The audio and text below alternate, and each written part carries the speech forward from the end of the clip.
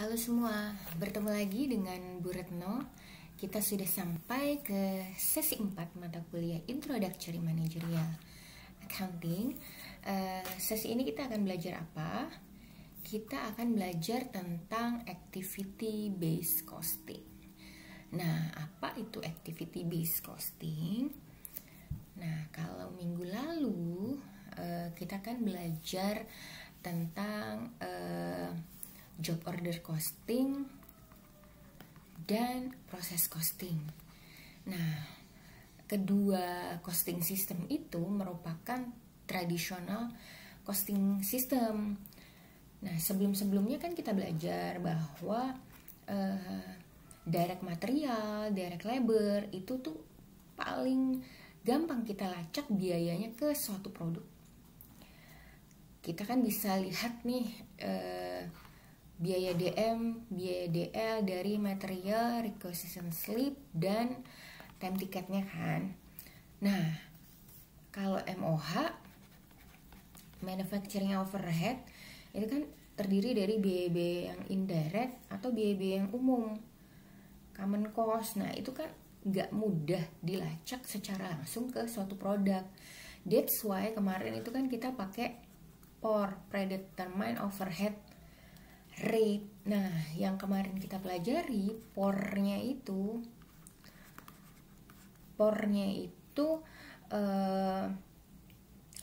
berlaku single atau plan wide untuk sepanjang tahun operasi perusahaan. Jadi untuk satu perusahaan rate-nya tuh satu rate gitu ya. Nah, kalau yang kemarin nih, yang job order costing, mungkin dasar pembebanan untuk overhead yang paling relevan direct labor. Sedangkan untuk proses costing, dasar pembebanan yang paling tepat atau activity base yang paling tepat machine hour. Nah, ini untuk yang traditional costing. Nah, lalu adakah pendekatan yang lebih oke nih? Mengingat kalau traditional costing itu rate overheadnya itu satu untuk keseluruhan operasi perusahaan. Padahal kan perusahaan itu kadang aktivitasnya banyak, departemennya banyak. Kadang tiap departemen itu harusnya dasar pembebanannya beda-beda. Tiap aktivitas harusnya dasar pembebanannya beda-beda.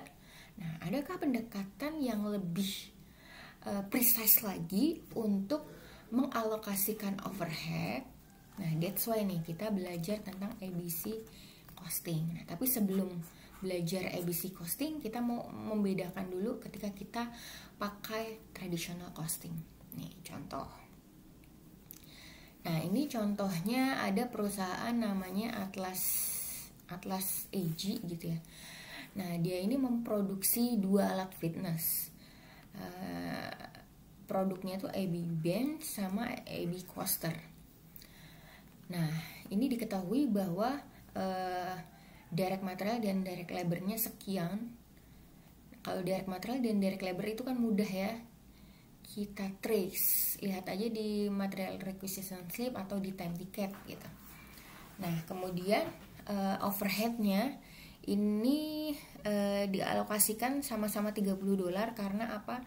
Karena masing-masing produk dia dasar pembebanannya nih labor hour nih, direct labor hour. Dasar pembebanannya direct labor hour, dan masing-masing produk ternyata untuk membuat satu produk ini masing-masing butuh 1 jam, dan ini juga butuh 1 jam. Makanya di sini overheadnya dibebankan secara merata. Nah, ternyata total costnya untuk AB Bench ini 82 euro dan untuk AB Coaster 72 euro. Oke, ini untuk kalau kita pakai traditional costing. Nah, sekarang kita lihat.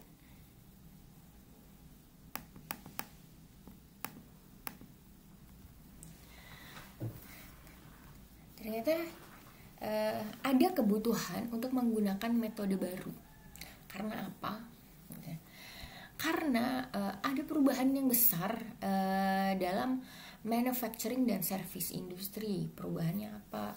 Misalnya perubahannya ya ini, decrease in amount of direct labor usage. Nah, kalau makin kesini kan perusahaan makin otomatisasi, otomatis direct labor usage-nya berkurang, tapi lebih banyak menggunakan mesin kan. Nah, implikasi dari penggunaan mesin, implikasi dari otomatisasi adalah peningkatan di total overhead cost, ya kan? Karena apa? Pastinya nih ada biaya depresiasi, terus ada biaya maintenance, ada biaya dan sebagainya lah ya, dan sebagainya. Nah, selain itu juga rasanya kurang tepat jika kita menggunakan plain wet pour atau single pour untuk sepanjang tahun produksi gitu. Padahal seperti yang saya sebutkan di muka, pada perusahaan itu kan departemennya banyak, terus activity-nya banyak. Nah, di tiap departemen ini jangan-jangan activity-nya beda-beda, sehingga harusnya rate-nya juga beda-beda. Nah, apalagi sekarang perusahaan kan makin kompleks kan. Makin kompleks, makanya membutuhkan multiple allocation base. That's why kita butuh yang namanya activity based costing.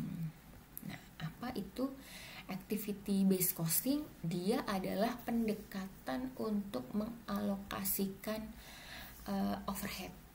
Nah, jadi ingat ya, activity based costing ini fokus untuk mengalokasikan overhead. Oke.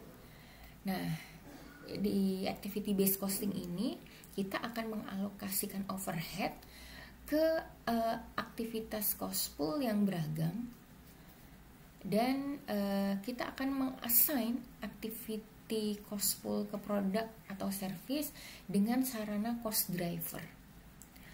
Apa itu activity, apa itu activity cost pool, apa itu cost driver. Nah, ini akan kita define nih.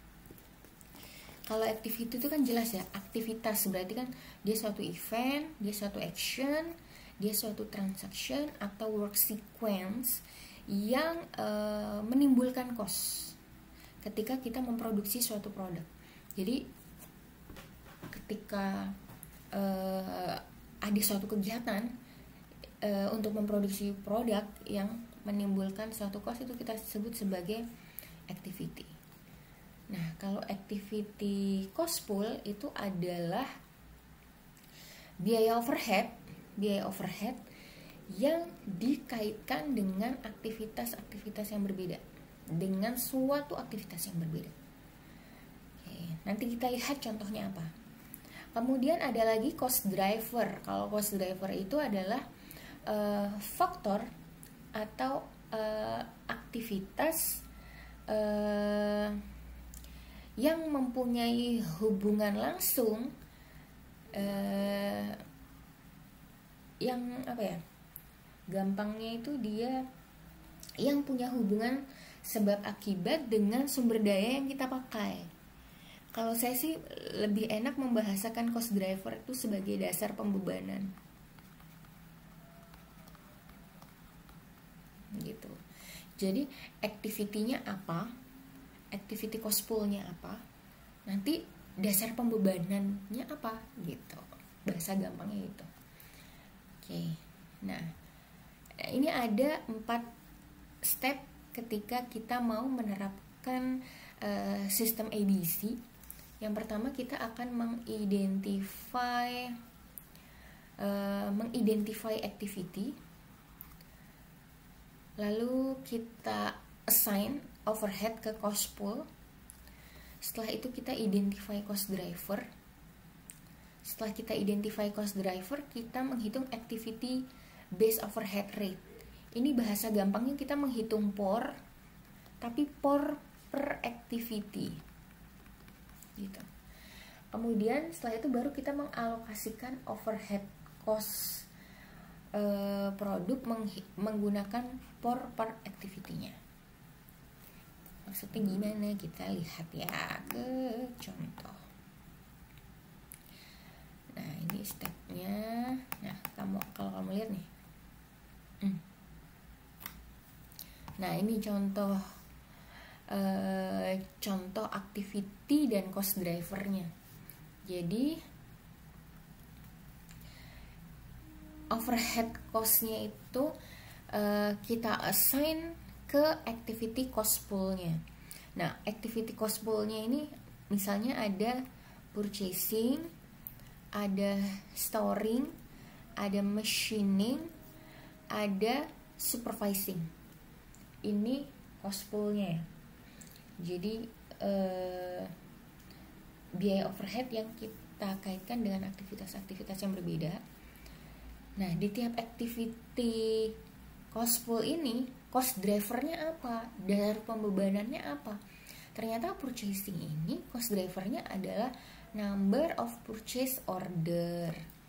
Kemudian kalau storing, cost drivernya meter persegi dari tempat penyimpanannya. Kalau machining, dasar pembebanannya machine hour, cost drivernya machine hour. Supervising, number of employee, gitu, jumlah employee yang disupervise nih sama si supervisornya, gitu. Nah, nanti kalau udah ketahuan cost drivernya, nah inilah yang kita alokasikan ke masing-masing produk. Jadi di lawnmower ini kira-kira number of purchase-nya berapa, nanti kita bikin rate-nya terus kita alokasikan.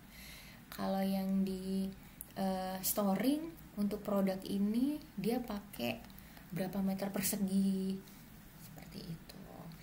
Terus yang machining untuk produk ini dia pakai berapa jam gitu. Jadi antara produk ini sama produk ini bisa aja dasar pembebanannya rate-nya beda. Mungkin rate-nya sama ya, rate-nya sama tapi dia dibuat per activity nih, dia per activity cost pool gitu. Oke, kita lanjut. Nah, kita kembali ke Abby perusahaan tadi ya, Atlas AG tadi yang memproduksi dua alat fitness yang berbeda, Abby Bench sama Abby Coaster.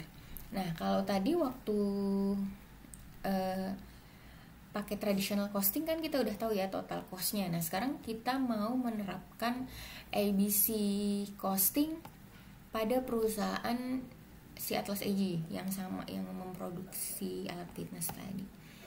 Nah, nih ini ceritanya Atlas AG nih, kalau kita breakdown activity cost poolnya, dia punya 1, 2, 3, 4, 5. Dia punya 5 activity cost pool. Dan masing-masing activity cost pool ini ternyata punya estimated overhead yang berbeda-beda nih. Jadi ada manufacturing, ada setup, purchase ordering, product development, ada property and plant. Ini activity cost pool-nya. Nah, ini step pertama ya, kita identify activity cost pool-nya. Ini step 1 nih. Nah, step 2 kita identify cost driver-nya. Nah, ini estimated cost overhead per activity-nya ya. Kemudian kita identify cost drivernya, ini yang step 2 nih. Ini step 2. Nah, ternyata kalau yang di manufacturing, cost drivernya adalah machine hour. Yang di setup, cost drivernya number of setup. Purchase ordering, number of purchase order. Product development, produk yang dikembangkan, dan property and plant, square meter persegi. Nah, Lalu di sini ada data estimated use of cost driver per activity. Jadi estimated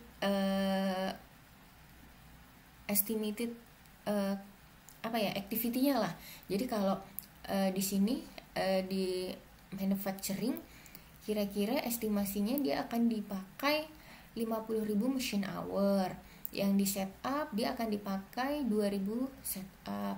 Terus ini kira-kira akan melakukan 2.500 purchase order.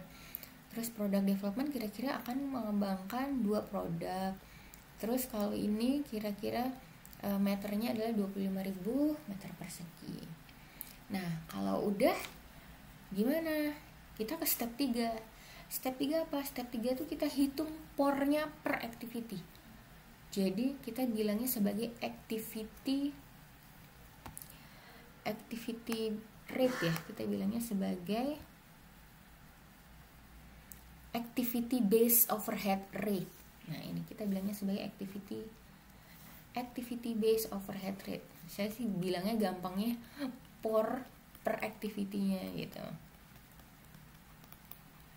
Nah, ingat rumusnya por kan? Rumusnya por adalah estimated overhead dibagi estimated activity. Sama, ini juga estimated overhead tapi ini per activity dibagi estimated use cost driver per activity. Nah, tadi kan di muka udah kelihatan nih datanya nih. Yang manufacturing estimated overheadnya 500.000 nih. Kemudian dia estimated activity-nya ini akan dipakai 50.000 machine hour. Jadi ketahuan dong per activity-nya. Per activity-nya adalah 10 euro per machine hour. Untuk yang setup 50 euro per setup. Purchase ordering 20 euro per order. Product development 100.000 euro per produk. Plant and property 2 euro per square meter. Tinggal ini dibagi ini dibagi ini dibagi ini, dan seterusnya. Nah, kalau udah ketemu pornya gimana? Ingat nggak untuk meng-apply overheadnya? Lihat kan di sini por dikali actual activity kan? Masih ingat nggak? Overhead applied-nya nih.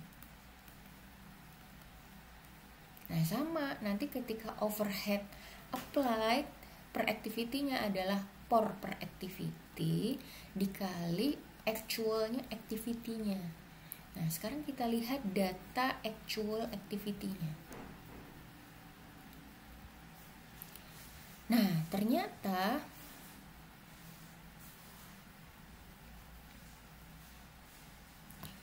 ini di sini dia nggak pakai data actual activity-nya, tapi dia pakai estimated use cost driver per product.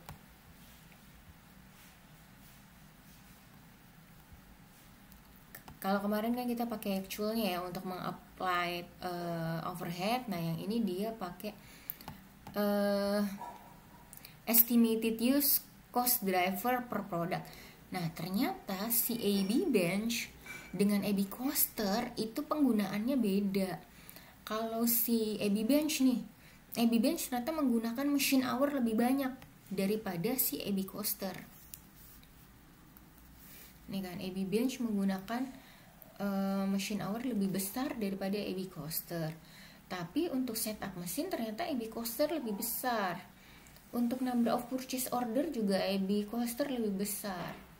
Dan penggunaan property and plant juga ternyata dia lebih besar. Nah, setelah kita tahu masing-masing penggunaan cost driver per produk, kita tinggal hitung berapa cost yang kita alokasikan untuk masing-masing produk. Nah, ini pornya dikali estimated use of cost driver per product. Kelihatan ya? Kelihatan. Jadi di sini por dikali estimated use ternyata untuk IB bench manufacturer di activity manufacturing, cost yang dialokasikan adalah 300.000. Kemudian kalau untuk EB coaster, estimated use activity dikali pornya ketemulah 200.000. Kemudian ini yang setup tadi kan estimasi penggunaannya 500 dikali rate ketemunya sekian. Estimated activity kali rate ketemunya sekian, dan seterusnya. Kalau di total nih, totalnya adalah overhead untuk bench 460, untuk coaster 440. Ini total overhead cost-nya. Nah, lalu bagaimana dengan overhead cost per produk? Berarti kita bagi sama unit yang diproduksi kan. Ternyata EB bench itu lebih banyak, produksinya 25.000, sedangkan coaster cuma produksi 5.000. Jadi kalau dihitung overhead per unit, ternyata EB bench itu cuma 18,4 euro, sedangkan EB coaster 88 euro. Wow, ternyata EB coaster besar banget ya overhead cost per unitnya ya. Oke, kita lihat sekarang, kita bandingin kalau dia pakai tradisional sama ABC. Nah ini nih, ketika kita pakai traditional costing, cost yang kita hitung tadi adalah 82 euro. Tapi kalau kita pakai ABC ternyata hanya 70,4. Berarti kemarin kita overstate 11,6. Nah, ini kalau kita pakai EB coaster, kalau yang EB coaster kemarin kalau pakai traditional costing cuma 72 dolar, pas udah dihitung pakai ABC ternyata 130 dolar kemarin, 130 euro. Berarti kemarin kita understate nih 58 dolar. Implikasinya apa nih? Implikasinya apa kalau kita salah mengalokasikan overhead cost? Implikasinya ini jangan-jangan kemarin karena costnya tinggi, jangan-jangan kemarin kita waktu ngasih harga overprice. Nah ini sebaliknya ini kita jangan-jangan kemarin karena costnya rendah, kita harganya murah nih, underprice. Nah kalau kita kemarin overprice, ini kan kita potensi kita kehilangan customer ya, karena harganya mahal. Nah ini juga pengorbanan kita nih, kita underpricing nih, jangan-jangan price kita nggak nutup cost yang sebenarnya. Begitu implikasinya. Jadi terlihat ya bahwa setelah kita memakai ABC, kita mengalokasikan cost tuh jauh lebih precise. Gitu. Sampai sini dipahami? Oke, kalau paham kita lanjut. Nah, lalu apa sih manfaat dan keterbatasan activity based costing? Manfaatnya pastinya lebih akurat, ya kan? Karena kita lebih banyak pool, makanya lebih akurat produk costing. Kemudian meningkatkan kontrol dari overhead cost dan better management decision pastinya, ya kan? Jadi kita tahu, oh ternyata itu costnya nggak begitu tinggi, berarti kita bisa setting price yang bagus, yang affordable bagi konsumen gitu. Nah,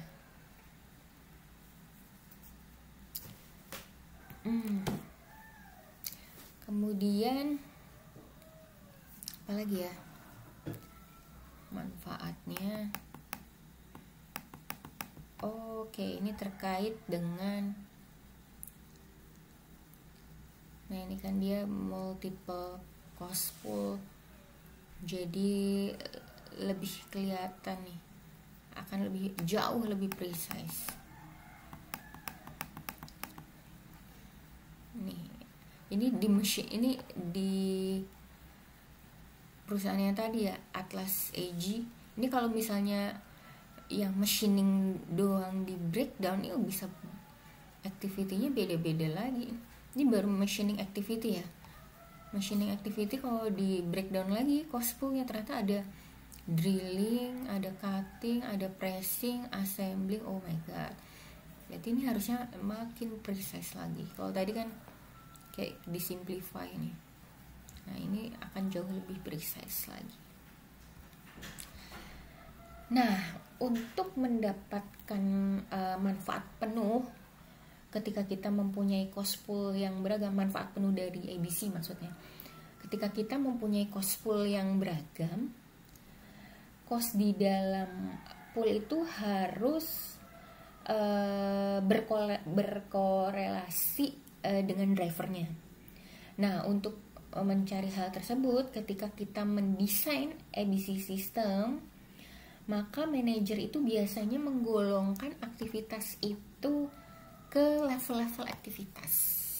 Jadi ada unit level, ada batch level, ada product level, ada facility level. Jadi nah, ini kalau unit level itu ini gampangnya nanti ada contohnya. Kalau di unit level berarti kan dia hanya untuk unit produksi aja. Kalau di batch level itu untuk satu batch produksi. Kalau product level untuk satu tipe produk. Kalau facility level itu untuk entire production process. Ini gampangnya waktu kita lihat gambar nih. Nah, ini gambarnya. Nih gambarnya. Jadi misalnya ini level unit level activity, contoh tipe activity-nya adalah machining ya, ada drilling, ada cutting, ada milling, ada trimming, ada pressing, dan di sini cost driver-nya adalah machine hour. Nah, ini unit level activity. Atau labor related, assembling, jadi yang merakit, painting, sanding, shewing. Nah, cost driver-nya direct labor hour or cost. Nah, kalau batch level activity ini kan berarti yang aktivitasnya per batch ya. Tipe aktivitasnya misalnya equipment setup. Jadi men-setup equipment untuk satu activity. Contohnya kayak di perusahaan sablon lah ya, untuk satu batch pesanan gitu. Setupnya kan sekali itu. Jadi contoh cost drivernya adalah number of setup or setup time. Atau yang batch level lagi, purchase ordering, cost drivernya number of purchase order. Atau inspection, contoh cost drivernya number of inspection or inspection time, dan sebagainya. Nah, kalau product level activity berarti levelnya itu di satu produknya ya. Ini contoh activity-nya product design. Contoh cost driver-nya jumlah produk yang didesain, atau engineering change, jumlah perubahannya. Tuh. Nah, kalau facility level activity berarti ini untuk satu perusahaan. Contohnya plant manager salaries. Cost driver-nya adalah number of employees yang di-manage. Plant depreciation, contoh cost driver-nya square meter gitu, dan sebagainya. Nah, ketika perusahaan sudah bisa mencapai akurasi yang sangat tepat ketika mengalokasikan overhead dengan mengenal 4 level aktivitas yang berbeda. Nah, dari sini bisa mengembangkan activity cost pool yang spesifik dengan cost driver yang berhubungan kan. Nah ini nih kalau hal tersebut nih seperti ini, terus bisa membuat activity cost pool yang spesifik, terus cost driver yang spesifik. Nah ini membuat manajer jadi aware sama aktivitas-aktivitas yang punya value added atau yang non value added gitu. Aktivitas yang punya value added itu yang gimana sih? Aktivitas yang punya value added itu yang ini, yang yang istilahnya dia menambah value ke suatu produk untuk customer. Kita lihat nanti contoh-contoh yang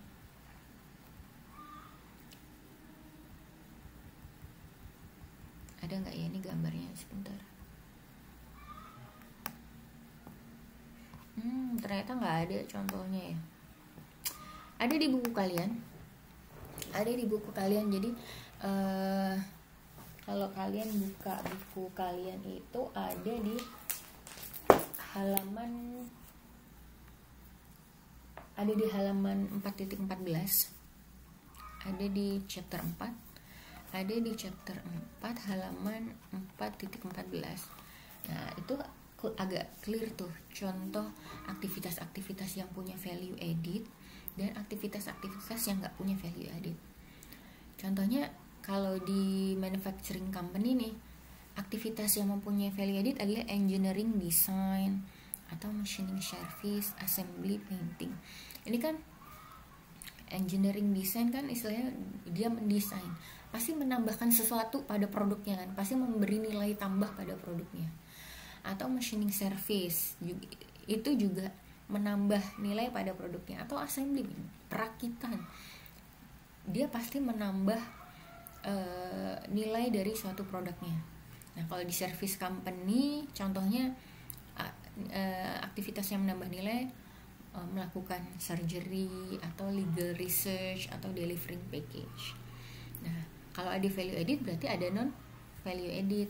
Dan value added itu dia tidak menambah nilai dari produk, tapi dia menambah biaya dan meningkatkan time span, menambah waktu, menambah proses gitu. Nah contohnya kalau di perusahaan manufacturing ada aktivitas storage of inventory. Aktivitas menyimpan inventory itu kan tidak menambah nilai kan dari suatu produknya. Yang ada dia menambah cost karena kita butuh gudang, nanti ada depresiasi gudang dan menghabiskan waktu. Nah waktu ini kan juga yang menambah cost kan, karena kita harus hire orang untuk menjaga gudang, atau kita menambah CCTV dan segala macam. Itu kan dia tidak menambah value tapi dia menambah cost. Terus moving inventory, nah moving inventory ini juga tidak menambah value. Inspection juga fixing defective goods juga, setup machine juga, dia tidak menambah value tapi dia menambah cost dan time consuming. Nah ketika manajer itu paham, aware sama aktivitas-aktivitas yang ada di perusahaannya, terus dia juga jadi aware, oh ini nih ada loh aktivitas yang punya value added, ada aktivitas yang nggak punya value added. Kalau nggak punya value added kan costly, ini bisa nggak kita eliminate atau paling enggak dikurangi gitu. Dikuranginya dalam hal apa? Misalnya dalam time-nya gitu. Nanti ujung-ujungnya untuk efisiensi kan, ya kan. Nah mungkin nggak dieliminate. Nah mungkin aja contohnya storage inventory nih. Kalau sekarang kan ada perusahaan-perusahaan yang pakai JIT, just in time. Jadi ini dia nggak punya gudang, karena ketika dia dapat pesanan, dia produksi itu based on pesanan ya. Jadi dapat pesanan, produce, langsung ke, nggak usah masuk gudang, langsung ke customer gitu. Ini mungkin aja bisa dihilangkan.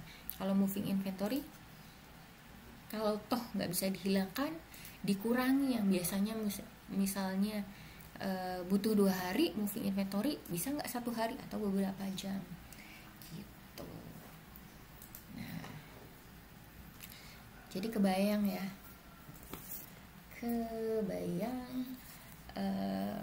manfaat dari pemahaman di setiap activity-nya. Nah, lalu ketika kita sudah memahami manfaat dari ABC, itu kita jadi lebih mengembangkan lagi ke activity based management. Jadi dia merupakan manajemen tool, alat manajemen yang fokus untuk mengurangi cost dan meningkatkan proses dan decision making. Nah, manajer ini biasanya menggunakan ABC via ABM untuk strategic dan operational decision gitu. Kemudian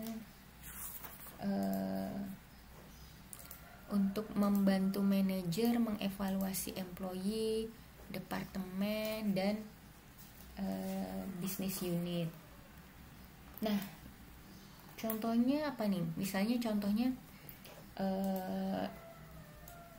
activity-nya itu tentang activity penjualan gitu ya. Activity penjualan. Activity penjualan itu misalnya cost driver-nya adalah customer visit. Nah, di sini kan jadi bisa mengevaluasi kinerjanya salesperson-nya gitu.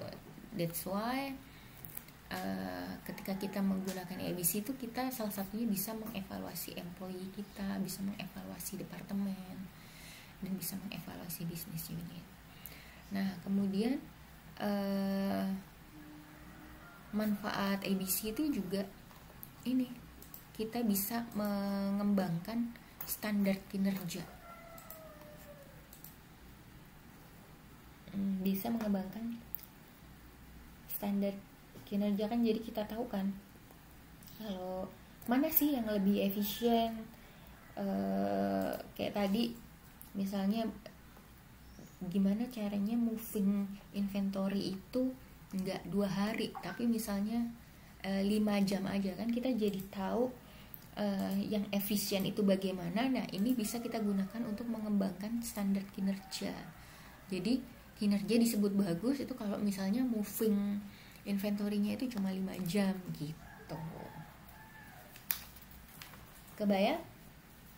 Oke, good. Nah, sekarang limitation.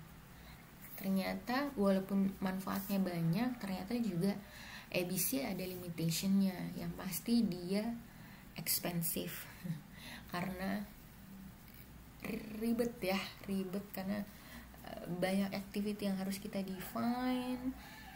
That's why itu expensive. Kemudian arbitrary allocation remind, terkadang masih pengalokasian itu masih arbitrary ya, masih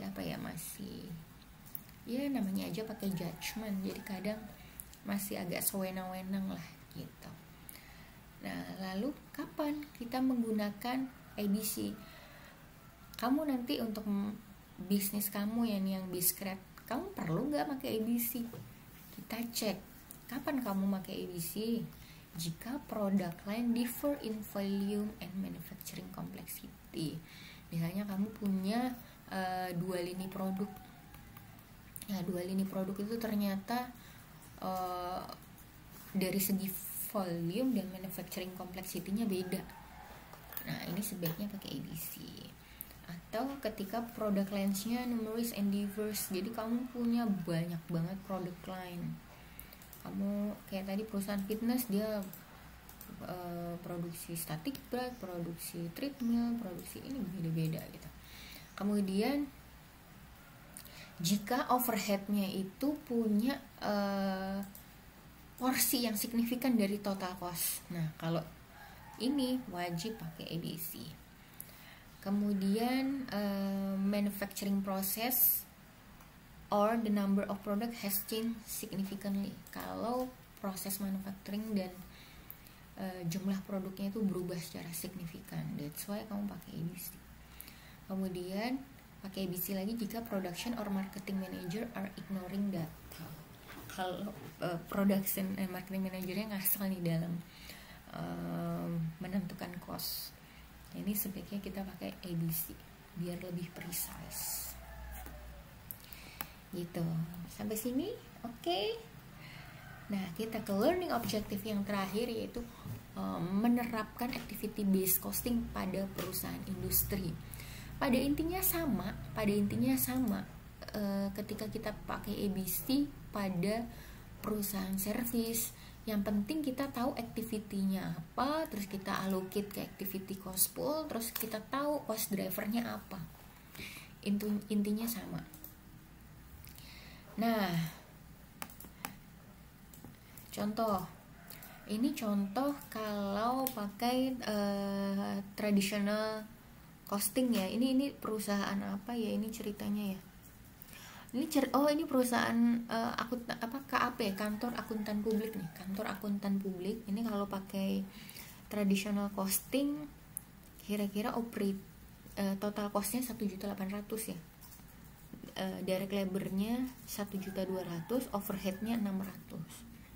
Nah, ini dia nggak ada direct material dong, karena dia perusahaan service, jadi hanya ada direct labor sama overhead. Nah, kalau dibikin pornya adalah 50%, 600.000 dibagi direct labor ya, dibagi direct labor. Oh, ini berarti dia dasar pembebannya adalah direct labor cost nih. Cost drivernya direct labor cost. Nah, lalu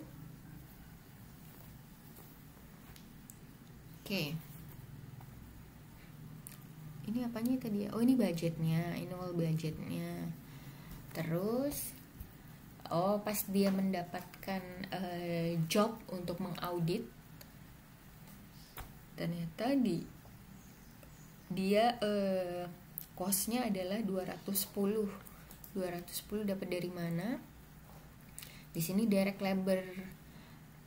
professional labornya 140 ditambah overheadnya 70.000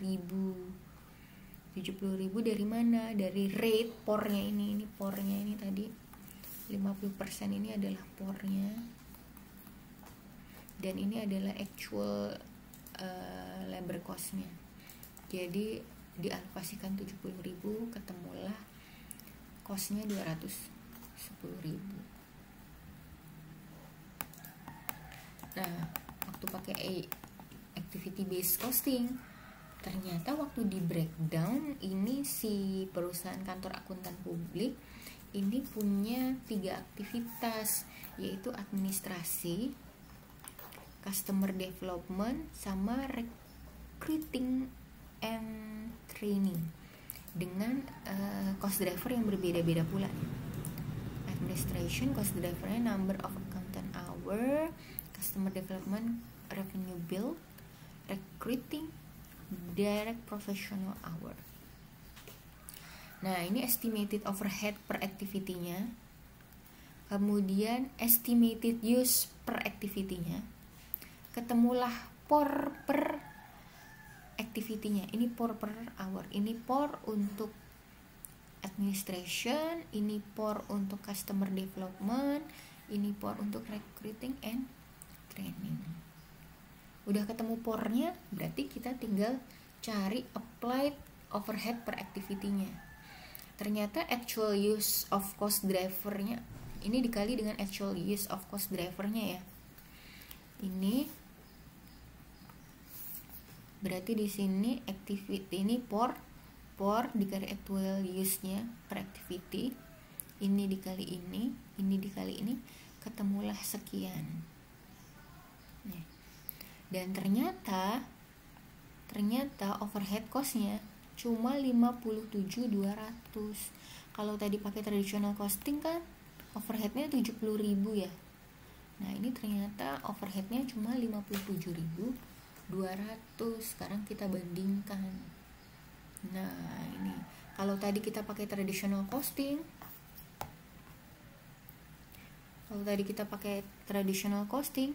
operating income kita 50.000 karena kita membebankan overhead terlalu besar. Sedangkan kalau kita pakai ABC, ini kita sudah precise membebankan overhead. Nah, ini operating income kita jauh lebih besar karena overheadnya cukup rendah gitu. Jadi kebayang ya bedanya ya, jauh lebih precise. Jadi kita bisa mencatatkan profit margin yang lebih impresif gitu. Sampai sini oke. Kita hanya sampai learning objective 4 saja, sampai activity based costing untuk perusahaan service. Kalau ada pertanyaan, kalau ada yang masih bingung, kita ketemu di sesi Zoom. See you guys.